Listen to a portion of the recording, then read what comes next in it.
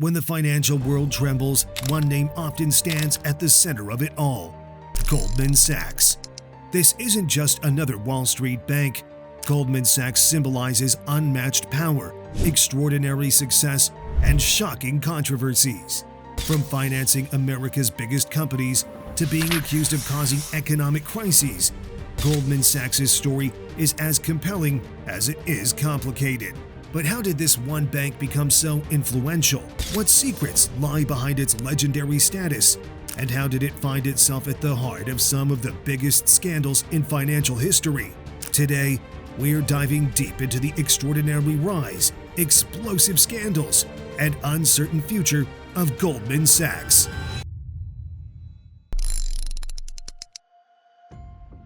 Our story begins far from the shiny towers of modern Wall Street, in a small, modest office in Lower Manhattan in 1869. Marcus Goldman, an immigrant from Bavaria, started by lending small amounts of money saved from his previous work as a merchant to local business owners who urgently needed cash. Marcus's son-in-law, Samuel Sachs, soon joined him, forming Goldman Sachs. They specialized in short-term loans called commercial paper and soon found themselves bridging a crucial gap between small businesses and wealthy investors. Their big breakthrough came when they began helping growing companies like Sears, Roebuck & Company and more to go public through initial public offerings, IPOs. By connecting investors with promising businesses, Goldman Sachs quickly became essential in America's rapid economic expansion.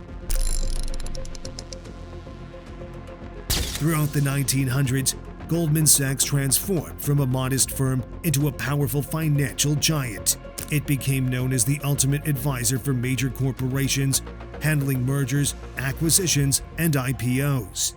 Goldman bankers were admired for their intelligence, discretion, and the ability to solve complex financial challenges. In 1999, Goldman Sachs itself became a publicly traded company. This event transformed the bank dramatically, giving it vast amounts of capital, but forcing it to focus increasingly on profits for shareholders. With new wealth came riskier ventures, from aggressive trading strategies to complex financial products. By the early 2000s, Goldman Sachs was a financial powerhouse, advising companies and governments worldwide. Its deep pockets and sharp strategies made it arguably the most influential bank on Wall Street, symbolizing financial power like no other. Then came 2008. A financial disaster hit the world economy, largely driven by risky mortgage-backed securities, financial products created by bundling thousands of home loans and selling them to investors. Goldman Sachs had packaged and sold billions of dollars worth of these securities. But here's the twist. Goldman also placed bets against these same securities, anticipating that homeowners would default on their loans. This meant Goldman Sachs profited enormously as the housing market collapsed, even while many of its clients lost massive amounts of money. This shocking revelation sparked public outrage. Goldman executives faced intense questioning from Congress, accused of misleading clients and profiting from their losses. The bank eventually settled with a historic $550 million fine.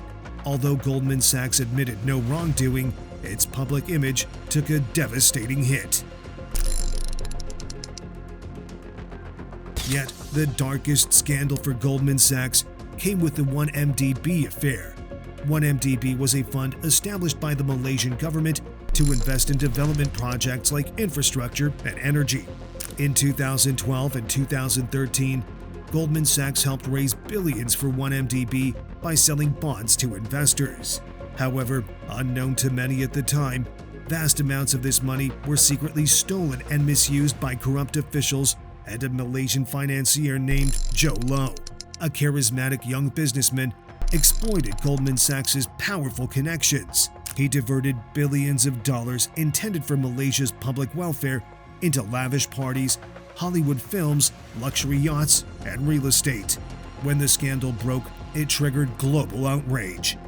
Goldman Sachs executives faced criminal charges, some receiving prison sentences.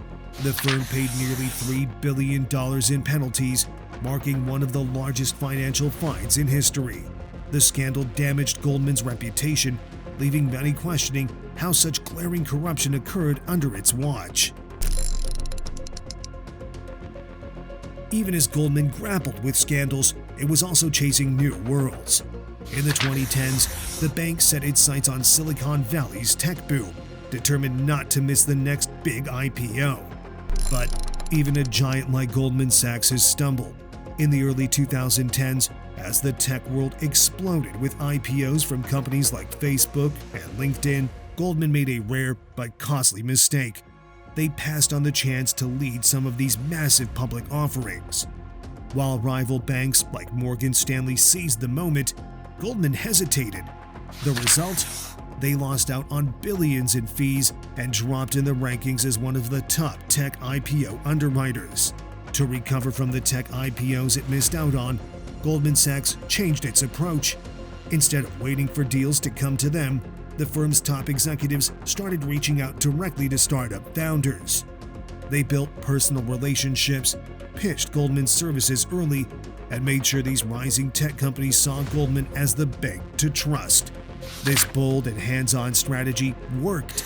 By the mid-2010s, Goldman had climbed back near the top of the rankings for managing tech IPOs and even landed big-name deals like taking Square, now Block, public. Goldman reinvented itself as a go-to banker for Silicon Valley's hottest companies, blending Wall Street savvy with West Coast ambition.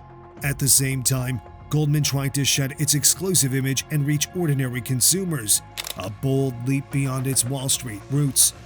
The firm launched Marcus, a consumer bank, and even partnered with Apple on a credit card, aiming to bring Goldman's prowess to Main Street. But consumer finance proved a different beast. Over just 3 years, Goldman's new consumer ventures lost over $3 billion. Stung by these losses, the bank began pulling back, folding Marcus into other divisions and halting new personal loans as it scaled down its Main Street ambitions. The venture that was meant to revolutionize consumer banking became a humbling lesson that even Goldman couldn't conquer every market. Meanwhile, inside Goldman's own walls, the legendary work culture that fueled its success has also sparked controversy. The firm is famed for recruiting the brightest and pushing them to their limits. In 2021, a group of first-year analysts leaked a shocking internal survey describing inhumane 100-hour work weeks and even instances of workplace abuse by overbearing bosses. The junior bankers detailed severe burnout, with some averaging only 5 hours of sleep and feeling their health and personal lives deteriorate. Goldman's leadership pledged to ease these conditions, even enforcing Saturdays off as a new policy. But the episode reinforced the perception of an intense, hard-driving culture. Critics say this relentless drive to win at all costs has long defined Goldman, famously dubbing it the world's most powerful investment bank. In the wake of these scandals, Goldman Sachs pledged to transform itself. Under CEO David Solomon, the firm promised transparency, rigorous compliance, and a commitment to ethical behavior. But many remain skeptical.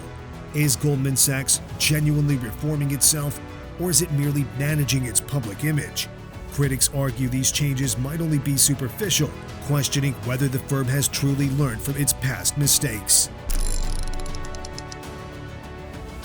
Despite these controversies, Goldman Sachs remains deeply influential globally. Its alumni hold high positions in governments, central banks, and multinational corporations. Former Goldman executives include U.S. Treasury Secretaries Henry Paulson and Steve Mnuchin, and European Central Bank President Mario Draghi. Critics point to this revolving door between Goldman Sachs and government positions, arguing it blurs public and private interests, potentially compromising fairness and transparency. Whether admired or criticized, Goldman Sachs's powerful influence is undeniable, affecting policies and economies worldwide. Today, the company is at a crucial turning point. Regulatory scrutiny is intense, competition fierce, and public trust remains fragile. Investors, regulators, and the public closely watch every move the firm makes. Goldman Sachs isn't just a bank, it's a reflection of global finance itself. Powerful, admired, yet flawed. Its rise was extraordinary, its dominance unmatched, but its fall from grace equally dramatic. Goldman Sachs shows us that immense financial power comes with immense responsibility. The firm's legacy is a complex blend of brilliant success and troubling controversy, raising crucial questions about the future of finance itself. Can Goldman Sachs maintain its prestigious position? Can it genuinely balance profit and ethics? Or will shadows from its past continue to haunt its future?